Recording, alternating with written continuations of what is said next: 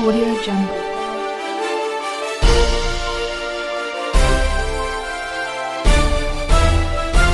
Audio Jungle. ನಮಸ್ಕಾರ ವೀಕ್ಷಕರೇ, ಜನನಾಯಕ ಪುಟಿವಾಣಿಯ ಸಮಸ್ತ ವೀಕ್ಷಕ ಬಂಧುಗೆ ಸ್ವಾಗತ. ನಾನು ಸ್ವಾಮಿ. ಒಬ್ಬ ಮಹಿಳೆ, ಒಬ್ಬ ಶಿಕ್ಷಕಿ ಬಹುಶಃ ಯಾವುದೇ ಒಂದಿಷ್ಟು ಅಪೇಕ್ಷೆ ಪಡೆದೆ, ಇವತ್ತು ಯಾವುದೇ ಒಂದಿಷ್ಟು ಸಂಭಾವನೆ ಪಡೆದೆ ಸರ್ಕಾರಿ ಶಾಲೆಯಲ್ಲಿ ಉಚಿತವಾಗಿ 3 ವರ್ಷ ಮಕ್ಕಳಿಗೆ ಶಿಕ್ಷಣ ಕೊಡೋದ್ರಲ್ಲಿ ಹೆಜ್ಜಾಗ್ತಕ್ಕಂಥದ್ದು ನಂದಳ್ಳಿ ಸರ್ಕಾರಿ ಹಿರಿಯ ಪ್ರಾಥಮಿಕ ಶಾಲೆ. ಬಹುಶಃ ಮುಖ್ಯೋಪಾಧ್ಯಾಯರು LH ತಮ್ಮಣ್ಣವರು.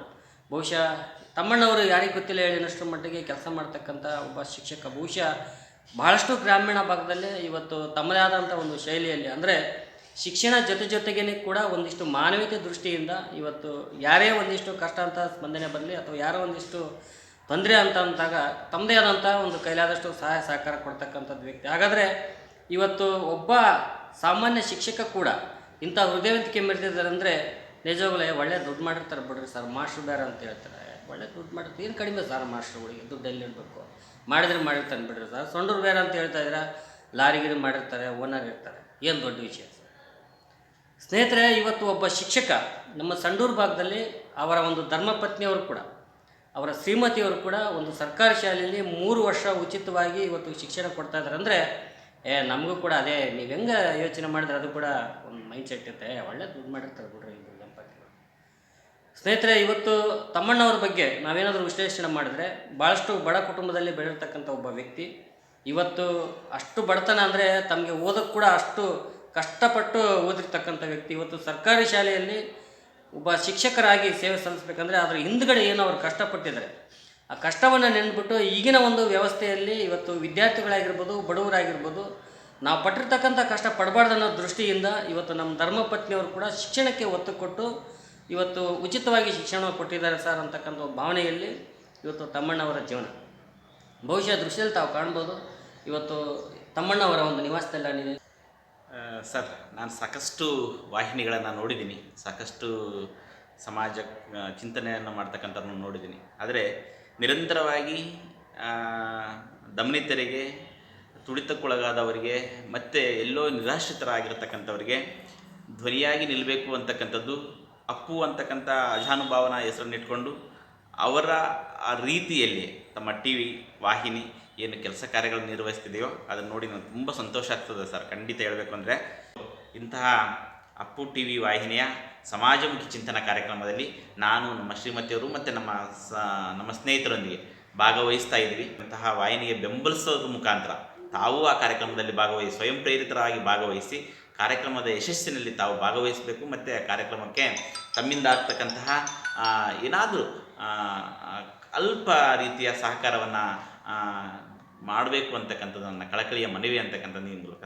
ಅಪ್ಪು TV ಅವರಿಗೆ ತಿಳಿಸಿ. ಸ್ಪೆಷಲು ಆದರ್ಶ ದಂಪತಿಗಳು ಅವ್ರಿಗೆ ಕೇಳಿದೆ ಸರ್, ಇದು ಆದರ್ಶ ದಂಪತಿಗಳು ನಿಮ್ಗೇನಾದರೂ ಸ್ಪರ್ಧೆ ಇಟ್ಟಿದ್ರಾ ಅಂತ. ಇಲ್ಲ ಸರ್, ಇದು ಯಾಕೆ ಕೊಟ್ಟಿದ್ದಾರೆ ಅಂದರೆ ನಮ್ಮ ಧರ್ಮಪತ್ನಿಯವರು ಏನೋ ಶಿಕ್ಷಣಕ್ಕೆ ಒತ್ತು ಕೊಟ್ಟು ಇವತ್ತು ಉಚಿತವಾಗಿ ಶಿಕ್ಷಣ ಕೊಟ್ಟರು, ಮಕ್ಕಳಿಗೆ ಪಾಠ ಹೇಳ್ಕೊಡ್ತಾ ಇದ್ದಾರೆ, ಅದರ ಒಂದು ಆಧಾರದ ಮೇಲೆ ನಮಗೆ ಆದರ್ಶ ದಂಪತಿಗಳು ಅಂತ ಹೇಳಿ ಕೊಟ್ಟರು.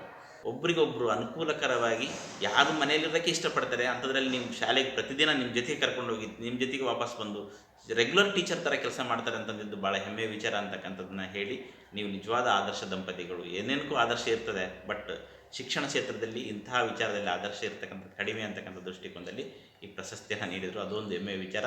ಮೊದಲು ಪ್ರಶಸ್ತಿ ನೀಡಿದವರು ನೀವು, ಅವರನ್ನು ಗುರುಸಿದವ್ರು ನೀವು ಸರ್.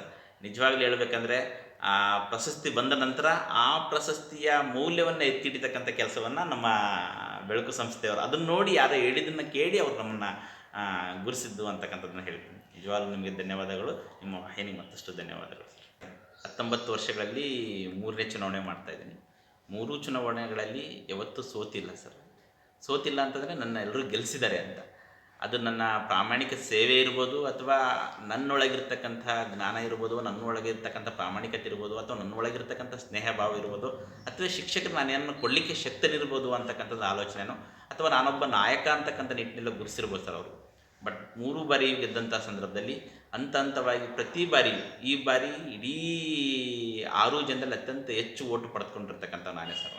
ಅಂದರೆ ಪ್ರತಿ ಸಲ ಒಂದು ಸಲಕ್ಕಿಂತ ಮತ್ತೊಂದು ಸಲ ಮೇರುಗತಿಯಲ್ಲಿ ಏರಿರ್ತಕ್ಕಂಥವ್ರು. ಒಂದು ಸಲ ಗೆದ್ದಿರ್ತಕ್ಕಂಥವ್ರು 2ನೇ ಸಲ ಗೆಲ್ಲಬೇಕಂದ್ರೆ ಸ್ವಲ್ಪ ಕಡಿಮೆ ಅಂತರ ಆಗ್ತಾ ಹೋಗ್ತಾರೆ ಸರ್. ಬಟ್ ನಂದು ಅಂತರ ಗ್ರಾಫ್ ಮಾತ್ರ ಮೇಲಕ್ಕೆ ಇರ್ತಾನೆ ಇದೆ ಸರ್. ಹ್ಞೂ ಹ್ಞೂ ಆ ದೃಷ್ಟಿಯಲ್ಲಿ ಆಲೋಚನೆ ಮಾಡಿದರೆ ನನ್ನೊಳಗೆ ಒಂದಿಷ್ಟು ನಾಯಕತ್ವ ಗುಣಗಳಿದಾವೆ ಏನೋ ಅಂತಕ್ಕಂಥದ್ದನ್ನ ಕಂಡುಕೊಂಡಿದ್ದಾರೆ ಅಂತಕ್ಕಂಥ, ಅದಕ್ಕೆ ತಕ್ಕದಾದ ಸ್ಪಂದನೆಯನ್ನು ಸಹ ನಾನು ಮಾಡಿದ್ದೀನಿ ಅಂತಕ್ಕಂಥದ್ದು ಸರ್. ಎಷ್ಟು ಸಾಧ್ಯ ನನ್ನಿಂದ ಕೊಡಲಿಕ್ಕೆ, ಮೊದಲು ಶಾಲೆ, ನಂತರ ಸಂಘಟಕ, ಆನಂತರ ಸಂಸಾರಿ ಅನ್ನೋ ನಿಟ್ಟಿನಲ್ಲಿ ಕೆಲಸ ಮಾಡಿ ತೋರಿಸಿದ್ದೀನಿ ಸರ್. ಆ ಒಂದು ಕೃತಜ್ಞತೆಗೆ ಒಂದಿಷ್ಟು ಸ್ನೇಹಿತರು, ಶಿಕ್ಷಕರು, ನೌಕರರು ನನ್ನ ಬೆಂಬಲಿಸ್ತಾರೆ ಅಂತಕ್ಕಂಥದ್ದು ಸದಾ ಈ ಬೆಂಬಲ ನಾನು ಅವ್ರಿಗೆ ಯಾವಾಗಲೂ ಚಿರಋಣಿ ಆಗಿರ್ತೀನಿ ಸರ್. ಯಾಕಂದರೆ ಅವರಿಂದಾಗಿ ನಾನೊಬ್ಬ ನಾಯಕ ಅಂತಕ್ಕಂಥದ್ದು. ನಾನು ದಾವಣಗೆರೆ ಜಿಲ್ಲೆ ಜಗಳೂರು ತಾಲೂಕಿನಿಂದ ಬಂದು ಸೊಂಡೂರಿನಲ್ಲಿ ನೆಲೆಸಿ ಸೊಂಡೂರಲ್ಲಿ ಒಬ್ಬ ನಾಯಕ ಅಂತಕ್ಕಂಥದ್ದನ್ನ ಗುರುಸ್ಕೊಳ್ಳೋದು ಅಂತಕ್ಕಂಥದ್ದು ಸಾಮಾನ್ಯ ಕೆಲಸ ಅಲ್ಲ ಸರ್. ಅದನ್ನು ಮಾಡಿದ್ದು ನಾನಲ್ಲ ಸರ್, ನನ್ನಿಂದಿರ್ತಕ್ಕಂಥ ಒಂದಷ್ಟು ಸ್ನೇಹ ಬಳಗ, ನನ್ನಿಂದಿರ್ತಕ್ಕಂಥ ಒಂದಷ್ಟು ನೌಕರರು, ನನ್ನಿಂದಿಷ್ಟು ಇರ್ತಕ್ಕಂಥ ಒಂದಷ್ಟು ಶಿಕ್ಷಕರ ಬಳಗ ಅಂತಕ್ಕಂಥದ್ದನ್ನ ಅವ್ರಿಗೆ ಪ್ರೀತಿಪೂರ್ವಕವಾಗಿ, ಕೃತಜ್ಞತೆ ಪೂರ್ವಕವಾಗಿ ನಾನು ತಿಳಿಸ್ತೇನೆ ಸರ್. ಹಾಗೆಯೇ ಇವತ್ತು ಅವರ ತಾಯಿಯವರನ್ನು ಕೂಡ ನಾನು ತೋರಿಸ್ತೀನಿ ನಿಮಗೆ.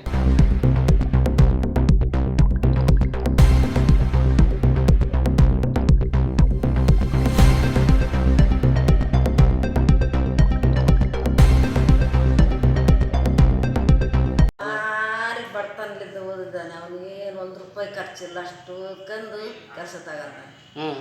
ದುಡ್ಡೇ ಇಲ್ಲ ನಮ್ಮ ಹತ್ರ ಅವಾಗ. ಹೆಂಗೆ ಓದಿಸಿದ್ರಿ ಮತ್ತೆ? ಅವನೇ ಬುದ್ಧಿವಂತರಿದ್ದ ಓದ್ತೇನೆ ನಾನು. ಹಾಂ, ನಾವೇನು ದುಡ್ಡು ಭಾಳ ಖರ್ಚು ಮಾಡಿಲ್ಲ, ಅಂದಂಗೆ ಬಟ್ಟೆ ತರಕ್ಕೆ ದುಡ್ಡಿಲ್ಲ, ಏನು ಕಷ್ಟ, ನಮ್ಗೆ ಭಾರಿ ಕಷ್ಟದ ಜೀವನ, ದೇಶ ಎಲ್ಲ ತಿರುಗಿ ಜೀವನ ಮಾಡಿದ್ವಿ. ಅಷ್ಟು ಕಷ್ಟ ಇತ್ತಮ್ಮ ನಿಮಗೆ? ನಮ್ದು ಹೊಲ ಇದ್ರು ಭಾರಿ ಕಷ್ಟ ಮಾಡಿದ್ವಿ. ಅಂದರೆ ತಮ್ಮಣ್ಣವರು ಓದ್ಬೇಕಾದ್ರೂ ಕೂಡ ಭಾಳ ಕಷ್ಟದಿಂದ ಓದಿರ? ಭಾರಿ ಕಷ್ಟದಿಂದ ಓದಿದ್ದಾನೆ, ನಮ್ಮ ದುಡ್ಡೇ ಇಲ್ಲ. ಏನು ಕೆಲಸ ಮಾಡ್ತೀರಮ್ಮ ನೀವು ಅವಾಗ? ಹೊಲ ನಾವೆಲ್ಲ ದೇಶ ತಿರುಗಿ ಮಣ್ಣು ಕೆಲಸ, ಅವೆಲ್ಲ ಧರ್ಮಸ್ಥಳ, ಕೊಡಗು ಅದೆಲ್ಲ ದುಡ್ಕೊಂಡು ತಿಂತಿದ್ವಿ ಊರಾಗ ಇರ್ಲಾರ್ದ. ದುಡಿಯಕ್ಕೆ ಹೋಗೋದು ಹೆಂಗೆ? ಹಳ್ಳಿದು ದೇಶ ದುಡ್ಕೊಂಡು ತಿನ್ನೋದು. ಈಗೇನು ಅನ್ಸುತ್ತೆ, ನಿಮ್ಮ ಮಗ ಮಾಸ್ಟರ್ ಆಗಿದ್ದಾರೆ ತಮ್ಮಣ್ಣ ಸರ್ ಅವರು, ಏನು ಹೆಮ್ಮೆ ಅನಿಸ್ತತಿ, ನನ್ನ ಮಗ ಹೆಸರು ತಂದು ಅನಿಸ್ತದೆ ಅಷ್ಟೇ. ಹಾಂ ಹಾಂ ಹಾಂ